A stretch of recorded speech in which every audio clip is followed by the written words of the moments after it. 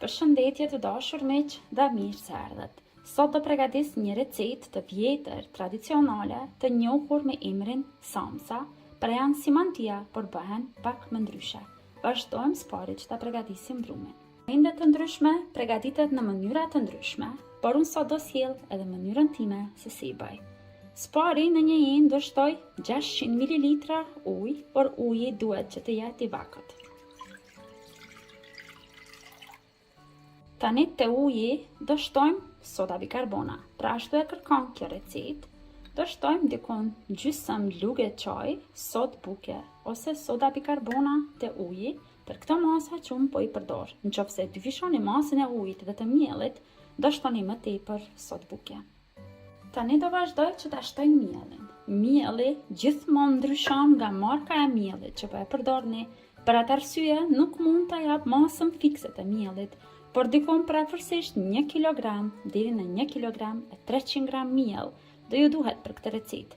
Njëherë do shtoj pak miell, sa të mund që ta shtoj edhe krypën. Shtojmë një lugë gjella me kryp.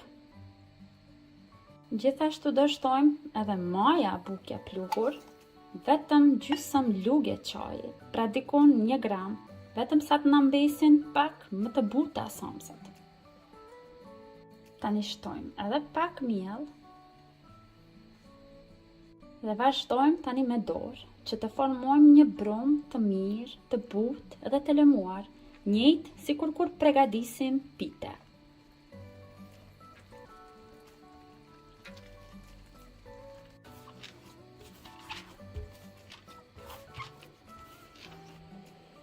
Brumi tani është gati, e kam ngjeshur për disa minuta. Pra ashtu duhet që të ngjeshet brumi mirë, sepse aty qëndron edhe i gjithë sekreti i brumave të mira. Dhe mua më janë dashur fiks 1 kg e 300 g miell për ta formuar këtë brum me 600 ml ujë të vakët. Tani brumin duhet që ta lëm që të pushoj dikon parafërsisht 10 deri në 15 minuta.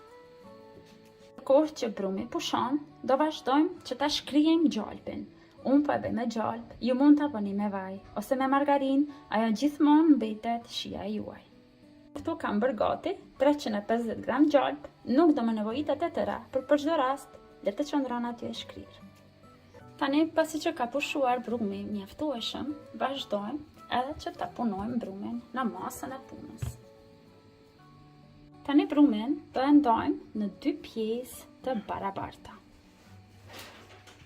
Vazhdojmë tani i ngjeshim edhe një herë kështu, duke i bërë 2 kuleç tani nga ky brum.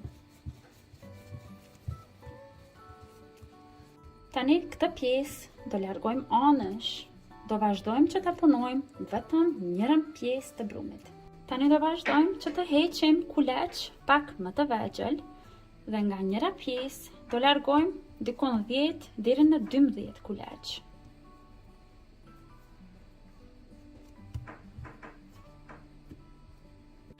Tani, se cilin kuleç, do vazhdojmë që ta ngjeshim me shumë pak miell, dhe unë fitova 12 kuleç nga njëra pjesë e brumit. Vazhdojmë një herë tani kështu, i bëjmë në formë bullake të gjitha kuleçt.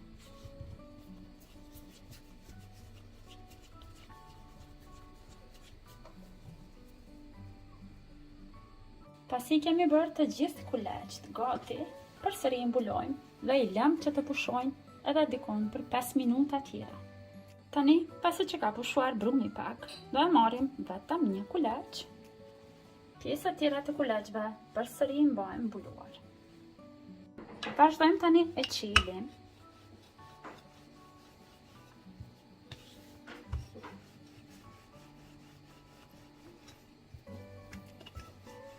Do i qilim kështu në këtë madhësi sa një pjatë për ëmbëlsira.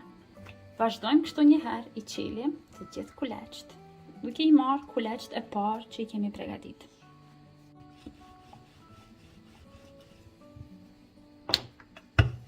Tani, pasi kemi qelë të gjitha, vazhdojmë që të rendisim. Të parën do e marrim kulaçen e parë që i kemi qelë, pasi ai ka lshu më së shumti. Tani me gjalpin e shkrir, vazhdojmë, lyejmë kulaçen e parë një herë.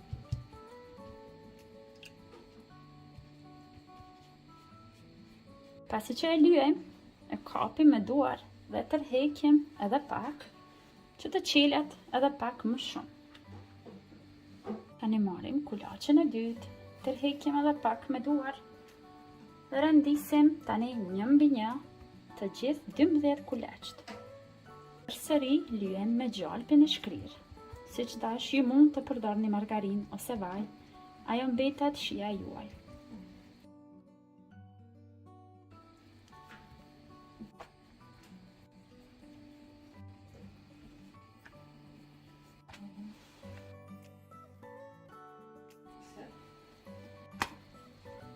Tani që kemi renditur të gjitha kulaçt, pra 12 kulaç, të fundit më nuk e lyhem me gjalp dhe tani me anë të duarve do vazhdojmë që t'i tërheqim qoshet, por do sigurohemi për t'ia dhënë formën kështu katrore, që pastaj kur ta qilim, ta kemi më të lehtë për t'ia dhënë formën.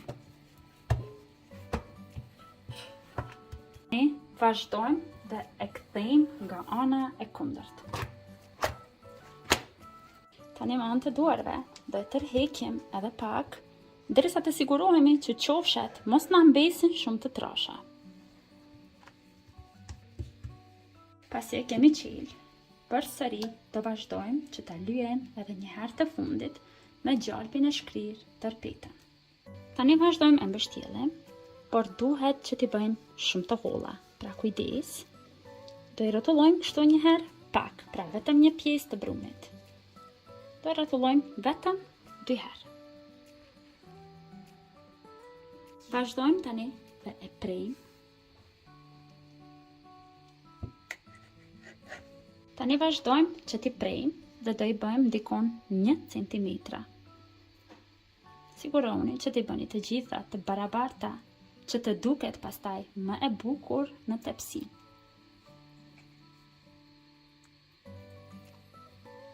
Vazhdojmë përsëri mbështjellim, pra këtu është vetëm njëri kulaç deri më tani, dhe vazhdojmë kështu, duke e mbështjellur nga 2 herë, duke formuar kështu mantija të vogla.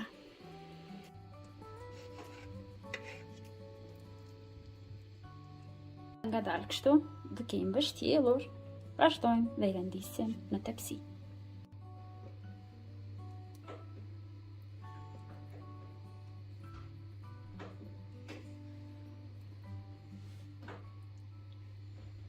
Dhe kështu duket, pasi kemi përfunduar me tërë brumin që përgatitëm, pra me atë brum kam fituar kështu një tepsi të plot me samc.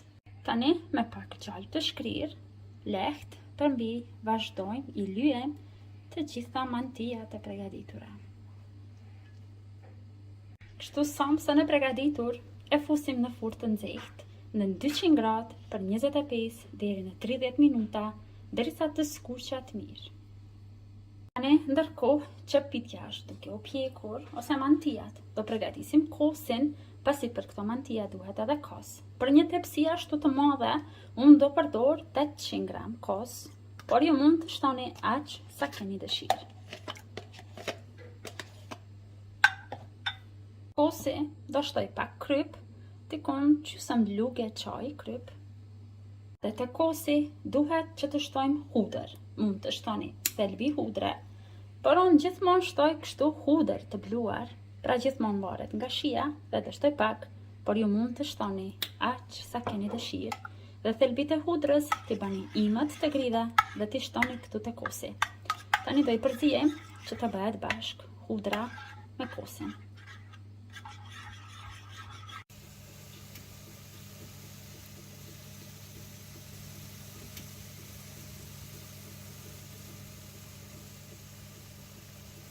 Samca është gati, sa po e kam larguar nga fura, pra është vale nxehtë.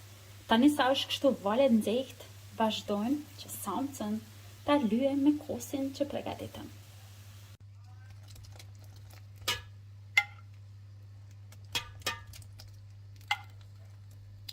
Tani që kemi mbuluar mirë tërë tepsinë me kos, duhet që ta mbulojmë me një tepsi tjetër përmbi dhe do e lëm kështu që të pushoj për 10 minuta. Pas 10 minutave, tani me ka tërhequr edhe kosin dhe samca është e gatshme për të servuar. Shpresoj se do ju pëlqej edhe kjo recetë e samcës e mbështjellur në një mënyrë ndryshe. Deri në recetën e radhës, mbeteni të përshëndetur nga unë, të dashur miq.